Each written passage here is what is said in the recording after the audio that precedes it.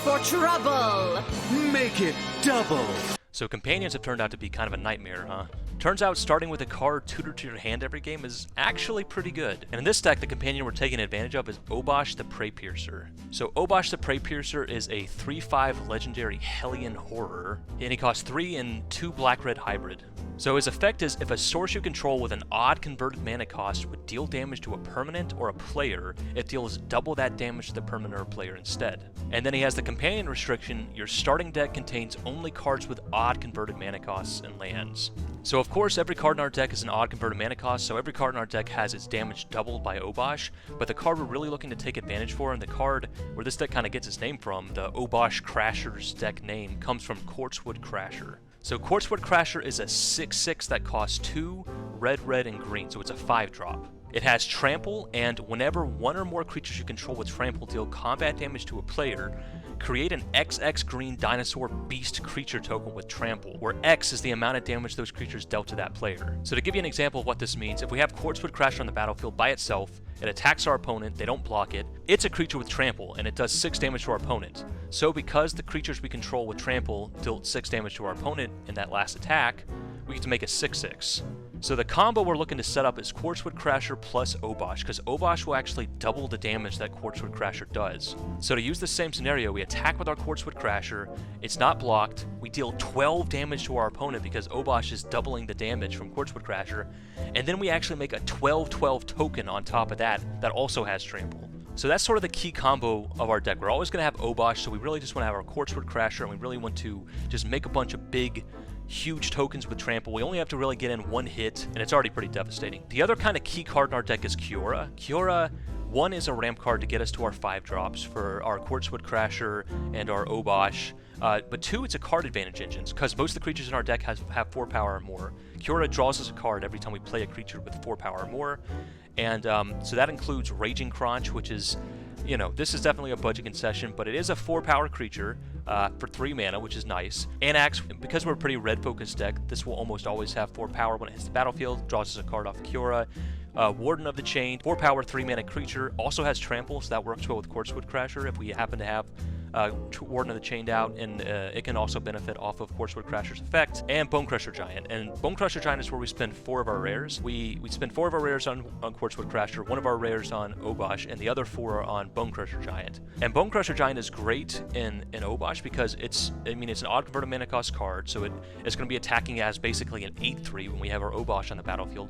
But also it gives us something to do on turn 2 because it has an adventure ability that's 2 mana. So usually we have this gap in our 2-drop slot where we kind of have stuff to do on turn 1, have stuff to do on turn 3, but turn 2 is kind of this weird nebulous area for us where we don't have a lot to do. Having Stomp means we have something to do on turn 2, something to do on like turn 5. We can play a 3-drop and also Stomp. And just in general, it's a really powerful card. It's nice to have interaction and a creature all rolled into one, and it also procs our Kiora. Also benefiting from our 4 power creatures is Furious Rise. We are only running a couple of these. They're kind of our backup Kioras because Kiora is sort of so essential to our plan of making all these creatures that are kind of dorks, like Raging Crunch isn't the best thing in the world, but if it's a Raging Crunch that enters the battlefield and draws us a card, that's a lot better. Furious Rise basically does the same thing. It turns all our 4 power creatures into card advantage sources. So at the end step, if we have a 4 power creature, we're able to exile a card off the top of our deck, and then we're able to cast that card or play that card, so even if it's a land, we can play it, until we exile another card with Furious Rise. So as long as it stays exiled and isn't like overwritten by anything else, we can play it. So that's our card advantage engine. It's built off of the fact that all of our creatures have pretty high power, and then in the 1-drop slot we have our Boreal Grazer. Again, this is because our 2-drop slot is kind of weird, between our Boreal Grazer and Bone Crusher Giant. Hopefully we're either doing stuff for 3 mana on turn 2, or we have a Stomp to do on turn 2. And we also have Shocks. Shocks are really great in our deck. Shock is already a pretty good interactive spell, a way we can kind of finish off the game. But with Obosh, you actually double the damage. So Shock becomes 1 mana, deal 4 to anything, which is just broken. And then we also have Footfall Crater. So Footfall Crater is an enchantment that costs 1 mana, and you stick it on a land. And then you can tap the enchanted land to give target creature Trample and Haste until the end of the turn. And so that's great because it means, you know, basically all of our creatures can work with Quartzwood Crasher. We don't have to play everything in our deck with Trample to get the Trample benefits. You know, we don't have to be playing like Trample Tribal. We can give Trample to our Bone Crusher Giant with Footfall Crater. We can give Trample to our Raging Crotch, to our Anax, which is pretty good because Anax can get up to like 7-8 power, especially if it's doubled with Obosh.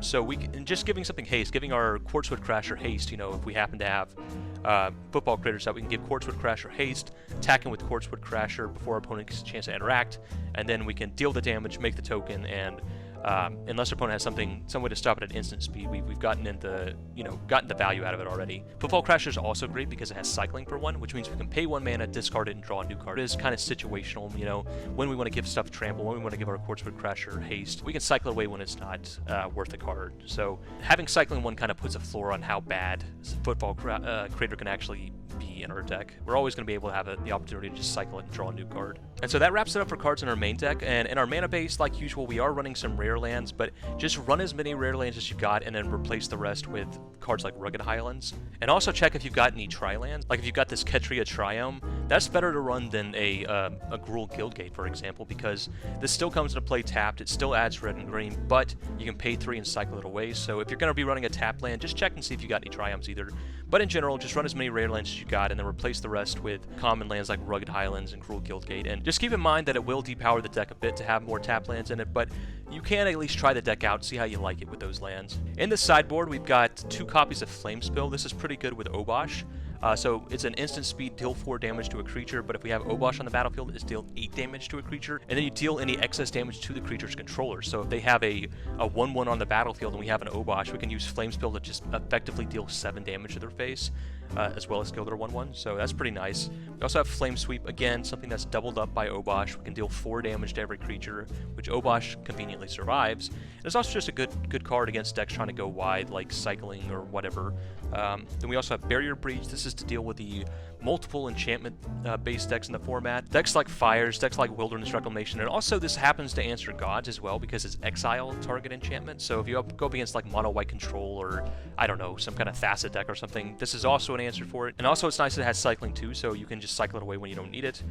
Thrashing Bronodon, again, helps us with some of these decks that are based around artifacts and enchantments. We can also bring it in addition to those enchantment-based decks I was talking about, we can also bring it in against, you know, like Cat Oven, any decks based around artifacts. It's a threat that also deals with some of those problematic permanent types. And we also have Rhythm the Wild, which is really great against any deck that has counter spells. That's typically where you want to bring this in. Not only does it make our creature spells uncounterable, which is fantastic if we're playing against like Blue-Green Flash or something like that, it also can give our creatures haste. So that means we can like play our Quartzwood Crasher, give it haste, again, attack in, make the token before our opponent gets a chance to respond. So that's going to wrap up our deck tech for Obosh Crashers. We'll jump into some games here in a second, but there will also be a section at the end of the video where I talk about potential upgrades you can make to the deck. This is if you want to spend a few more rares or mythic wildcards to make the deck a bit stronger, or if you just so happen to already have the cards to talk about at the end in your collection, you can just slot those in, slot out some of these less powerful, you know, commons and uncommons we're using as a budget concession. And you can power up the deck, make it a bit more competitive, but this deck is pretty fun on its own, so let's hop into the games. We'll review the decks at the end, talk about some upgrades, but here we go, on to game 1. Alright, playing some Obosh Crashers against a new Mori deck. Interesting. Nah, we can't keep this, so we'll mulligan.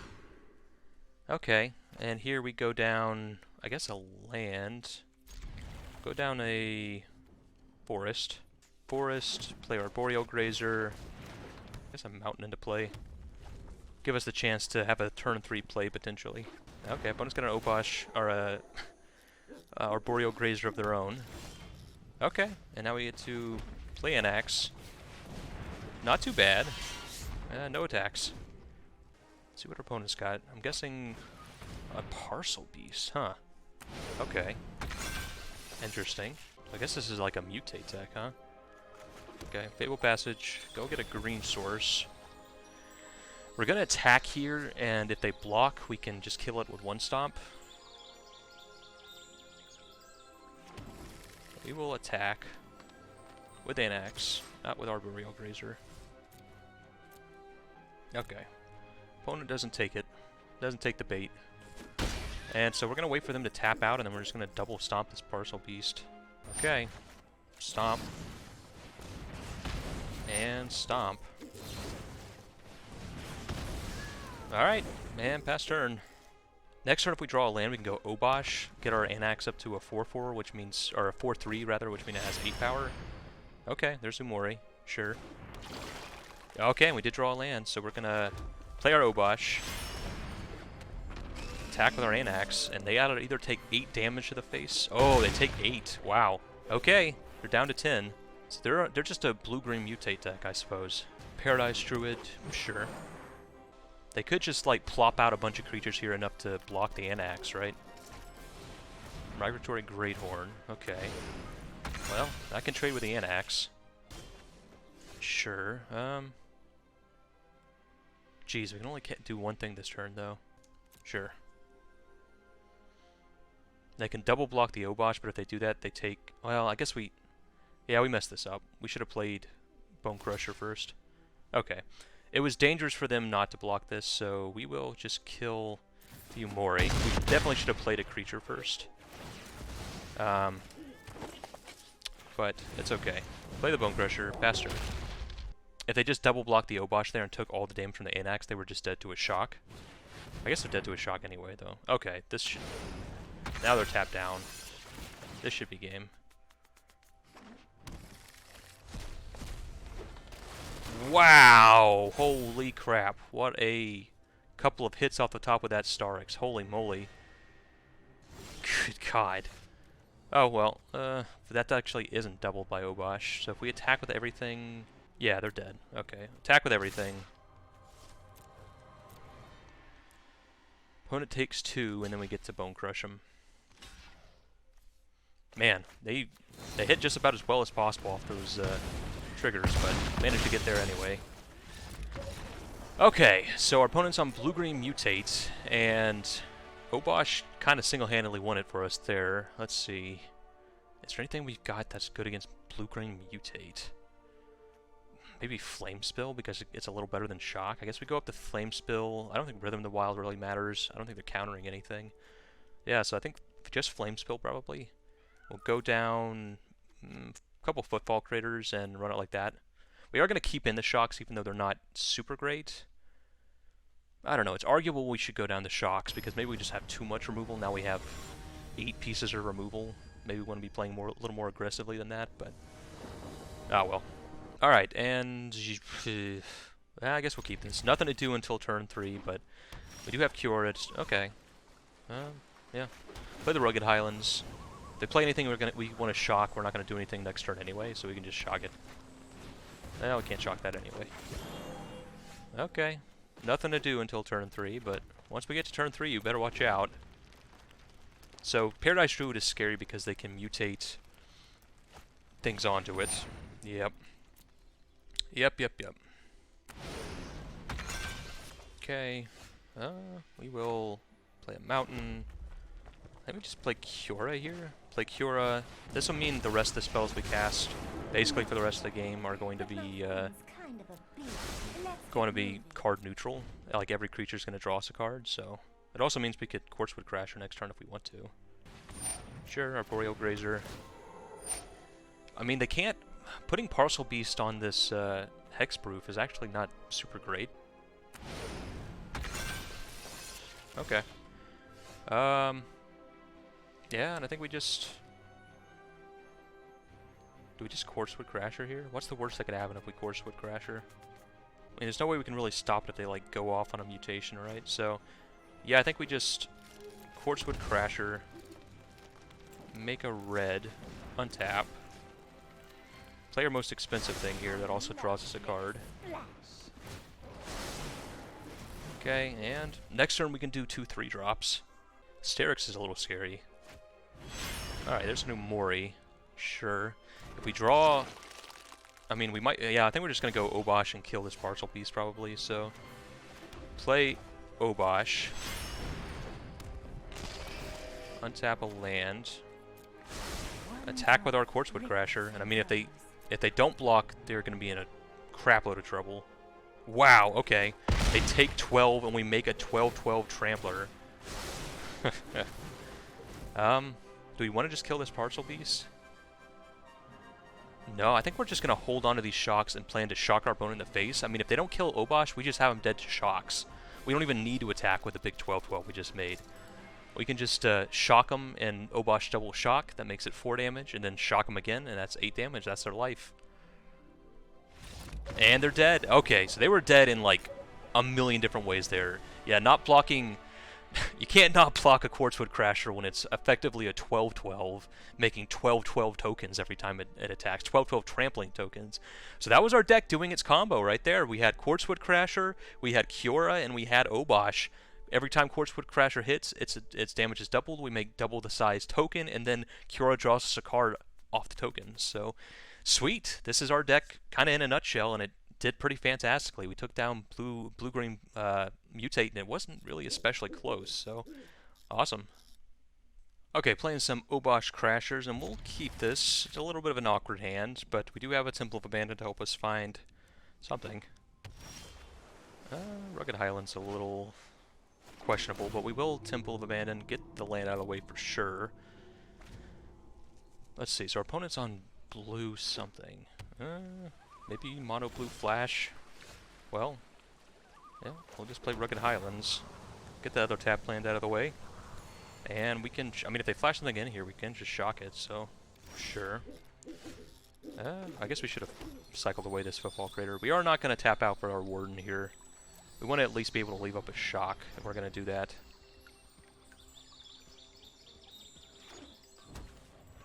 Okay, so our opponent's on Jeskai, huh? Go and get a green source, I suppose, although we have so much red. Maybe we just get another mountain, actually. 2 greens may be enough. Okay, go get another mountain. Cycle Football Crater.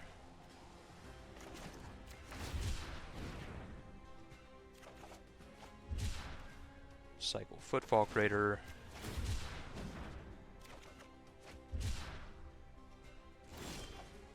Okay, play Mountain, play Warden. And pass turn. Leave our shock up. Once on Jeskai. It's kind of an awkward draw they had there. 3 blue lands in a row. Maybe just Jeskai control, so they could just like play it to Fairy here, which would suck. To Fairy. If you could answer to Fairy instantly, you know, if he had to activate his ability to cut off your engine speed stuff, that'd be a lot more reasonable. But the fact that he, by the time he hits the board, it's too late to shock him, that kind of sucks. He'll be gone soon, though. Not too long for rotation. So I think here we're going to try to resolve one of our card advantage spells, which is more, I guess, Furious Rise actually gets his card right now, so we'll play Furious Rise, see what our opponent does. It does mean if they answer our Warden, we're not in great shape. But we got enough mana, so Kiora, it really is only card advantage at this point. As far as ramp goes, doesn't really matter. The opponent's going to counter it, sure. So are they just a straight up control deck then? This slow hand is going to be pretty not great against a slow control deck. We definitely want to be more aggressive if we're up against a control deck, but I mean, we kept this hand because it had interaction, and maybe this interaction just doesn't matter this game. No creatures meet shock is pretty bad. Asa, okay. Interesting. I don't know what our opponent's doing. Here, I guess we just, Quartzwood Crasher? Yeah, we'll just play Quartzwood Crasher. Play Stomping Ground, tapped, and attack for 4. Make a token. And I mean, if they untap and Wrath us, that blows, but if they don't, we can play like Obosh next turn and kill the crap out of them, right? We'll see. See what they got. I mean, Thassa means they have to be playing something with creatures in it, right? Right? Okay. Well, lucky for us, we still get to attack with one of our Tramplers here, so I think we just go... They have 2 mana up. We'll play Fable Passage. Crack it. If the game lets us. Crack it. Go get a Forest. We could play Kiora. Yeah, I think we're gonna go Kiora. Untap a land. Cast our commander. And now we get to double up the damage on this thing, so that's 8 damage. Oh, no, we don't. I'm sorry, because it's a token. But we do get to draw a card off for Kiora. Okay, and our opponent scoops it up. So Quartzwood Crasher pretty much won us that game. Just on its own, it was able to like instantly generate a token because we had a Trampler on board, and pretty good. I would definitely go up the Rhythm of the Wild against this deck to make our stuff uncounterable. And besides that, okay, and our opponent scoops it up. Okay, well, I would have liked to see what our opponent's deck was doing exactly. I don't really know some kind of Jeskai Thassa deck, but okay, that was a quick one. All right, on to the next game. All right, playing some Obosh Crashers against Soul Ring, and I guess we keep this. It's all 3 drops all the time, but once we get to turn 3, we start doing stuff.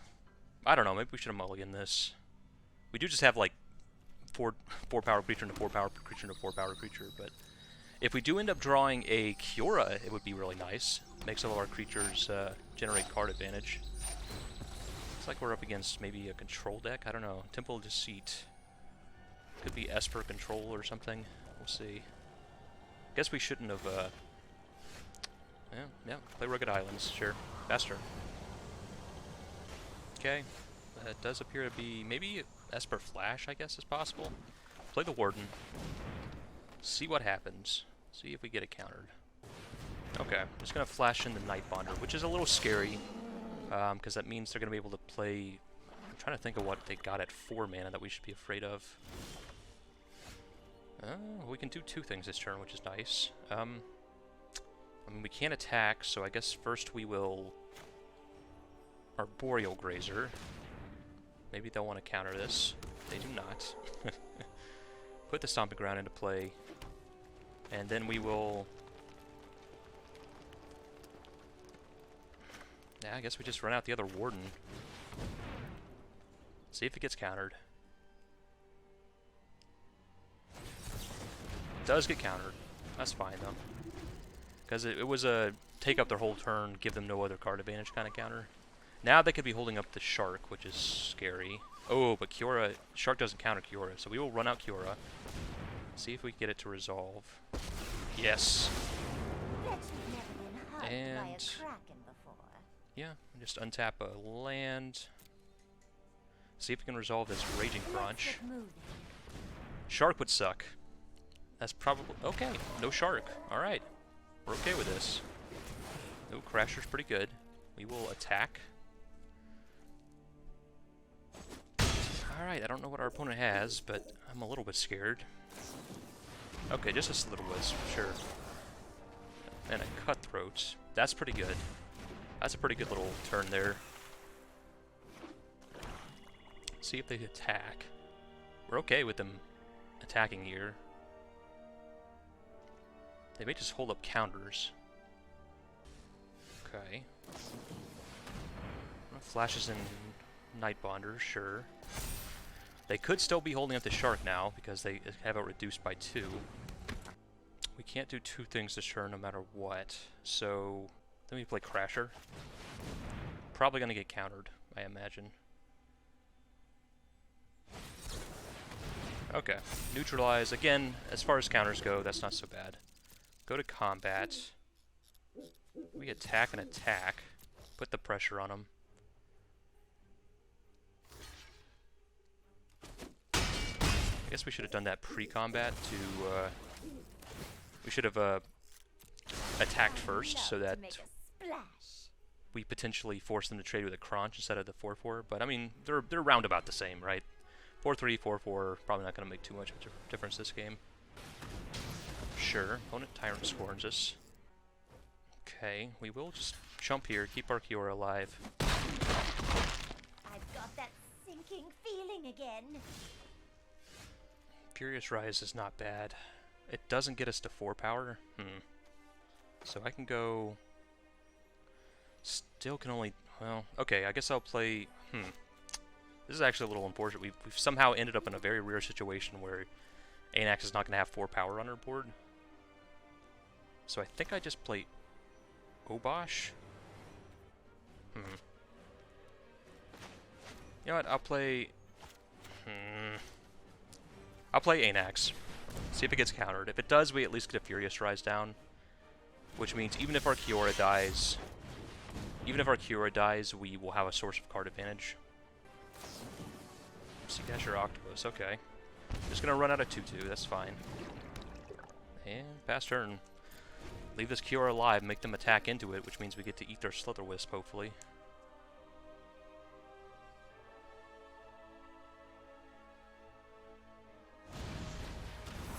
That was a good draw. Raisin Water off the top. Not bad. They get to hit us for 7 and also kill our Kiora. Pretty good. But hopefully that means they're about out of action here. I guess they do get to draw a card off this Octopus, though. Yep. Let's see what we draw. Time to ebb from battle. Hopefully something good. Bone Crusher's pretty good.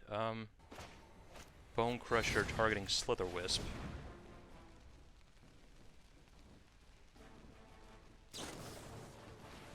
Sure. Opponent flashes in Cutthroats. Flashes in Brazen Borrower. That's pretty rough. They get to draw 2 cards, hit us for 2. We might just be dead here. Play Bone Crusher. And maybe we exile a Shock. That's not a Shock.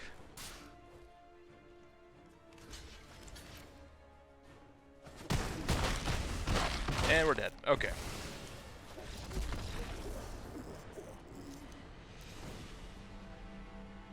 Alright, so we are definitely bringing in the Rhythm to the Wild to shut down their counter spells.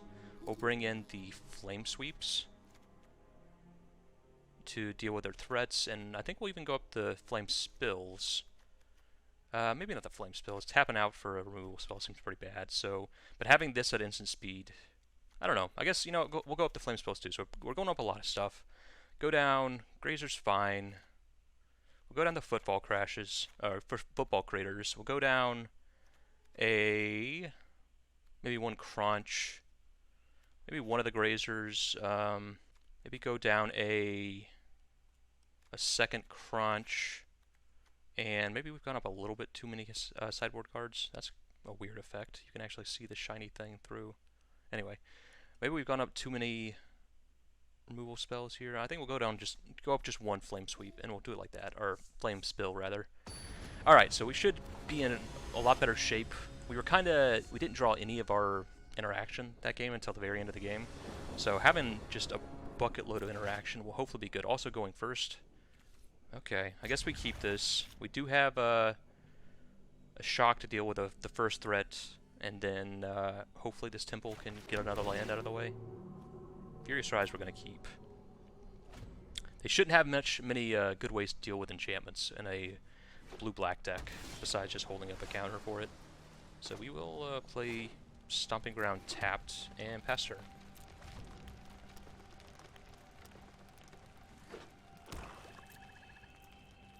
Okay. And we will play Mountain, and we're just going to pass. Plan on shocking and stomping. Sure. Flash it in. We will Bone Crush it.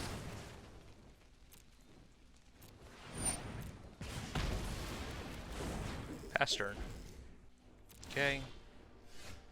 Draw a card. I think we just try to get down Furious Rise. Yeah. They're the counter they're more likely to have here is the counter target creature spell. That's 2 mana, so we're just gonna try to play around that by playing our card advantage. Pass turn. See if they flash anything else in. They do, which we will also kill before they get a chance to untap.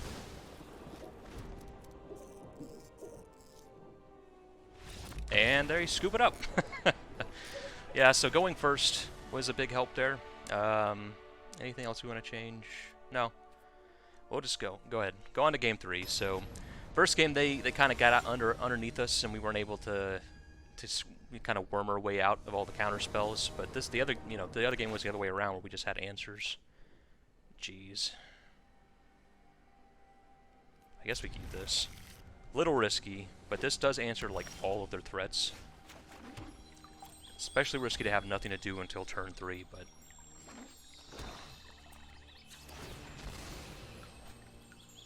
go get a mountain.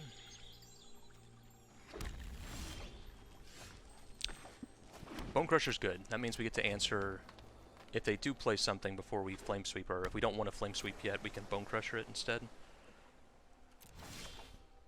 Okay, yeah, play Forest, pass turn. Plan on shocking something or Flame Sweeping it. Octopus, we will shock it. Pass turn.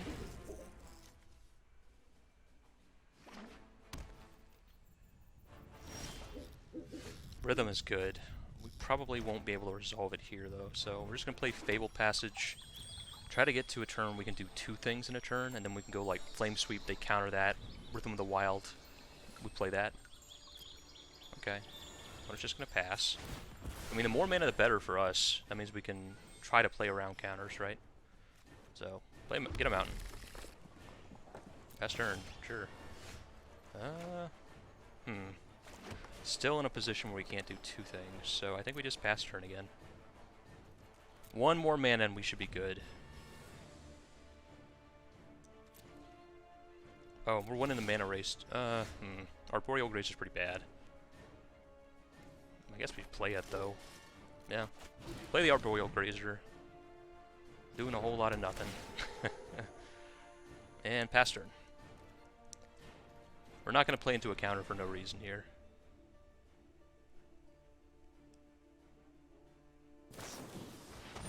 Okay, there's Cutthroat.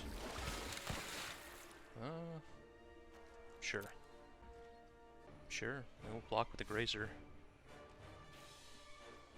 Alright, try to Flame Sweep it. They counter something on their turn, that gives us free reign to Rhythm of the Wild on our turn. Okay, they're gonna Quench. And I think we just fire off the Rhythm here. And if it resolves, we're in fantastic shape. If they just have a Quench, we can pay for that. They need specifically... oh, we can pay for that. Yes. Okay, sure. We will resolve, auto pay, and now none of our creature spells can be countered for the rest of the game. And we are looking pretty good here. Sure, they get in for 3, whatever. Land's good. We will play the land untapped. Play our Bone Crusher Giant.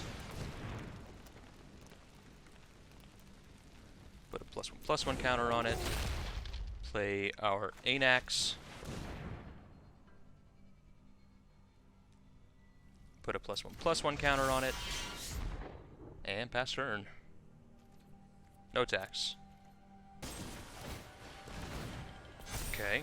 They're gonna destroy it, take 2 damage, and also we get to make 2 1/1s, so... not so bad.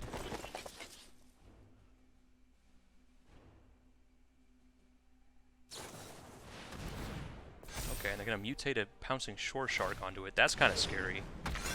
We can at least block it with Arboreal Grazer, but that's a big threat now. We're gonna have to deal with that for sure. Sure, we'll just block with Arboreal Grazer. Good thing with Rhythm is we can... I mean, even if we have to double block this thing, it's not the end of the world. Wow, they have a... okay. They're just gonna get in for 7, sure. Alright. Combat. Attack with our 1/1s because they can't block anyway. Play our Anax that our opponent knows about. Can't be countered. Put a +1/+1 counter on it.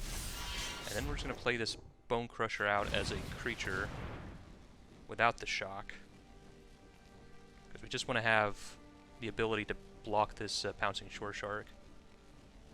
Hopefully they don't have another... if they just have another Pouncing Shore Shark, we're dead. Or if, I guess if they also have the Octopus, we're dead. Okay, Murderous Rider. Not dead yet. Make some more 1/1s.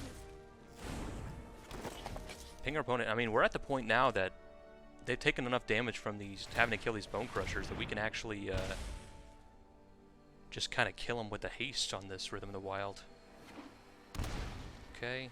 Uh-oh, that's concerning. Do they have an answer for our Anax? Okay, we will block, keep ourselves alive.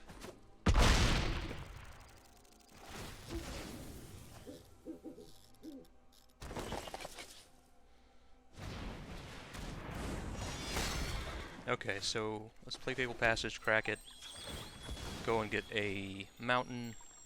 So what happens if we just play Quartzwood and give it haste?